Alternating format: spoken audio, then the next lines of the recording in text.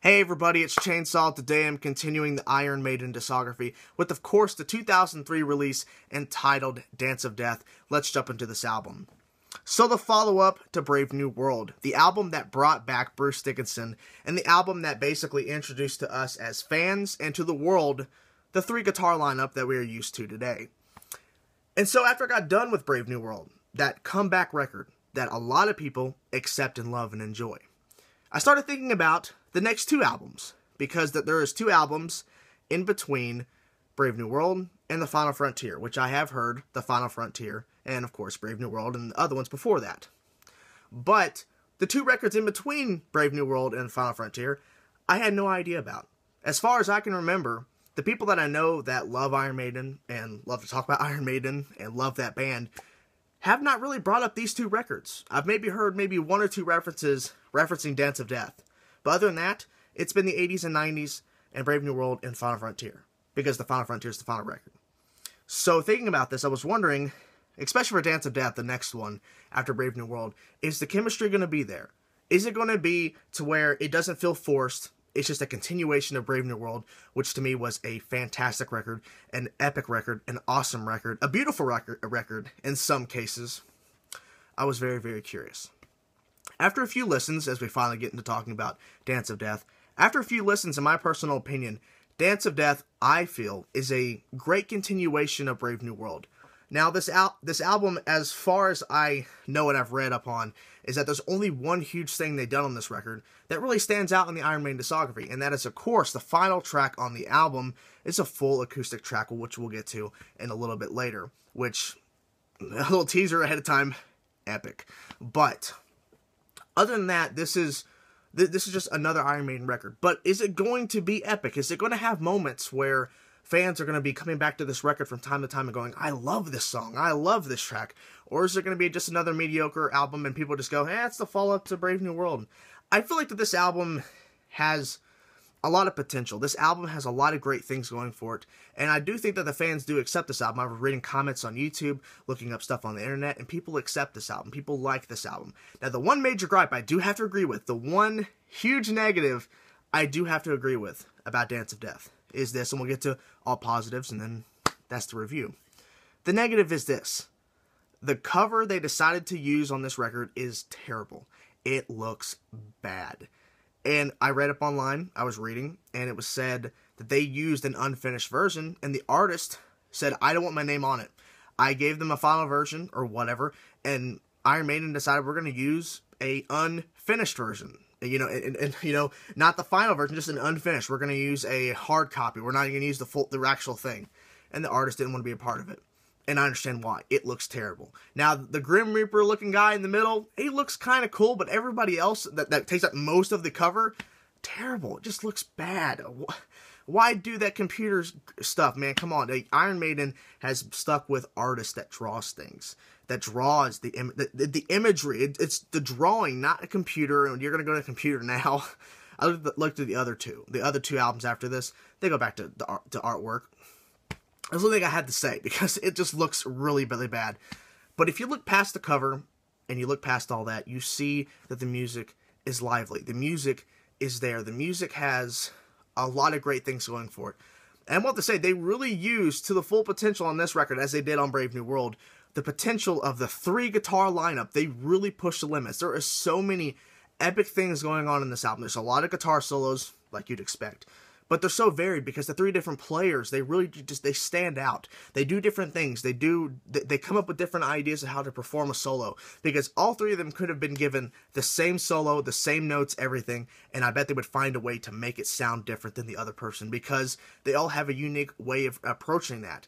And what I really like is that when you hear a guitar solo on this particular track, you know that the following solo or the solo on the next song is going to be completely different, because a different player's playing it, a different style's approached on that, and I think that really makes it stand out. And the melodies on this album, holy crap, especially the title track, Dance of Death, my God. the melodies throughout that song is just to die for. They are so epic. I go back to that song just for those melodies. The song is great as itself, but the melodies just on that track alone is worth the full record, I think. They are just so mind-blowing, and at some points I'm going, how'd they come up with that? Because they're doing these different stops within playing through the melody. They're not playing it like non-stop. They're doing like these random stops. They're continuing on, and they're playing it in different speeds. They're playing it different ways, and they're stopping in different areas. It makes my brain just like, because I don't know how they're doing it. It's such a unique thing to do. It was very, very catchy, and I love that. My favorite songs on this album, as we'll get to them now, if it'll let me scroll down here. Here we go. Wildest Dreams open up this album, and it's a short track, 3 minutes, 52 seconds.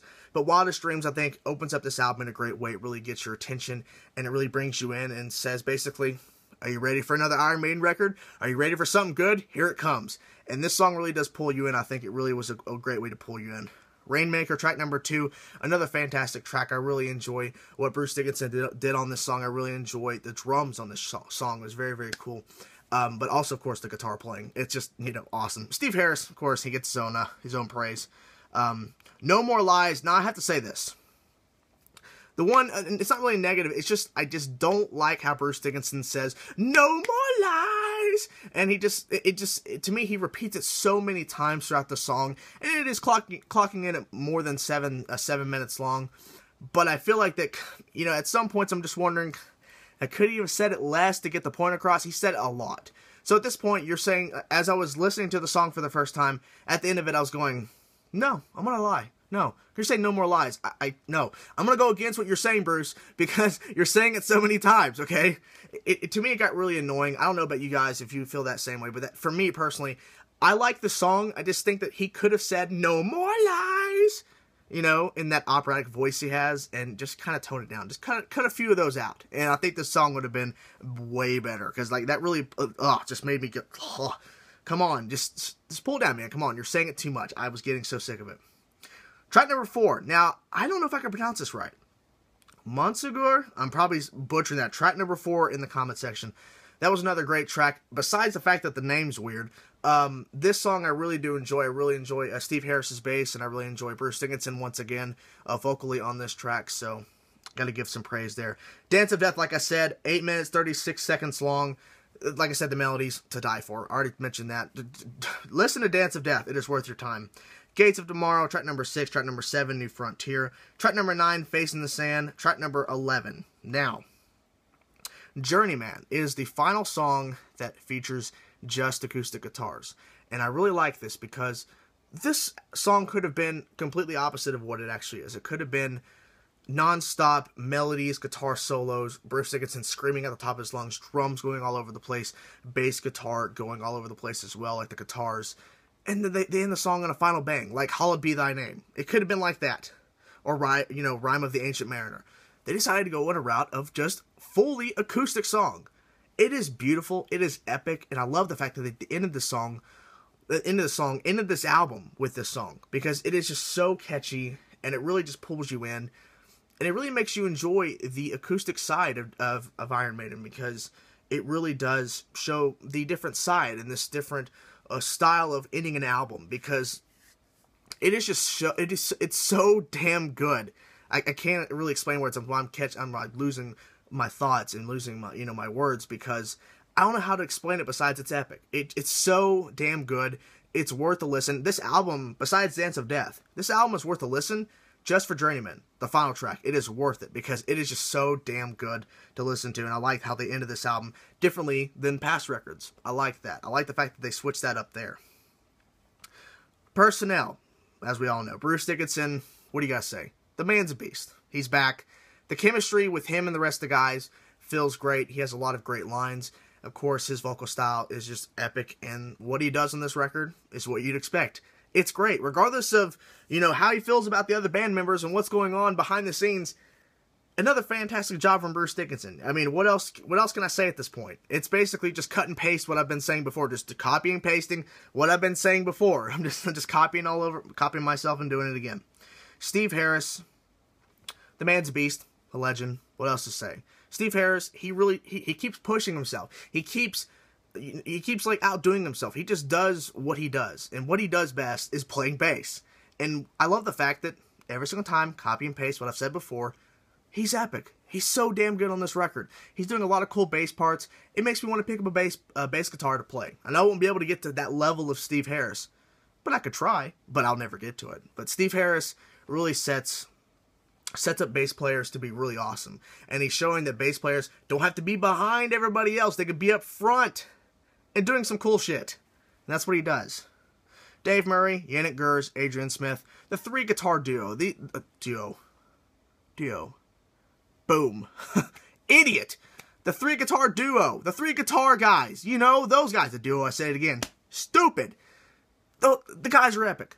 You know, like I said before about Brave New World, and I said about earlier on this review, they show you how the three guitar setup can work for the positive. Because a lot of times you could add too many of the same thing and it would be bad. They could have easily had three guitar players throughout the whole entire career, and it would have been fine. But the fact that they have officially a three-man guitar playing on this record, and it's not just them recording one way and then recording this and then overlaying it, and they can't perform it live. They can, because they have a third guitarist and they can do more things than they could with just two.